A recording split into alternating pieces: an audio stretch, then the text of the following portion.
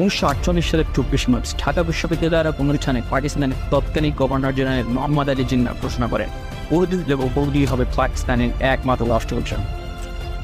বাংলাদেশ ও বিশ্ব পরিচয় বইয়ে লেখা এই দুই লাইন ছাড়া মোহাম্মদ আলী জিন্নাহ সম্পর্কে আমাদের আর কিছুই জানতে দাও। চতুর্থ বা জানাতে চান তা দিয়ে ইতিহাসের একটি খলনায়ক হিসেবে মোহাম্মদ আলী জিন্নাহকে, কিন্তু ইতিহাস কি বলে, ইতিহাসকে তাকে খলনায়ক হিসেবে শিখি, সেটা আজকে জানার চেষ্টা করি। Two nations will be created by partition, a secular India and a new homeland for India's Muslims, Pakistan.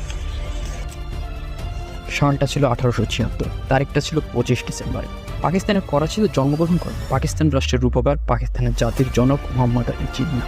পেশায় ছিলেন তিনি আইনজীবী। তিনি 1892 সালে লন্ডনে যান এবং আইন পড়ে 1896 সালে দেশে ফিরে আসেন। 1897 সালে তিনি মুম্বাইয়ে যান আইন ব্যবসা করতে এবং শতাব্দীর পর ঘুরতে না ঘুরতেই তিনি মুম্বাইয়ের সব থেকে নাম করা উকিল। 1909 সালে ভারতীয় কাউন্সিল আইন পাশ হওয়ার পর জিন্নাহ ইম্পেরিয়াল লেজিসলেটিভ কাউন্সিলের সদস্য নির্বাচিত হন এবং 1913 সালে তিনি মুসলিম লীগে যোগ দেন। 1916 সালে তিনি মুসলিম লীগের বার্ষিক অধিবেশনে সভাপতিত্ব করেন এবং 1916 সালে সংগঠিত হওয়া লখনৌ চুক্তিতে তার অবদানে সর্বাধিক মনে করা হয়। যেখানে মুসলমানরা সংখ্যালঘিষ্ঠ সেখানে মুসলমানদের প্রতিনিধিত্বের অতিরিক্ত সুযোগ দেওয়া হবে, এই মর্মে কংগ্রেসের সাথে মুসলিম লীগের একটি চুক্তি হয়, যা ভারতে মুসলমানদের অগ্রগামী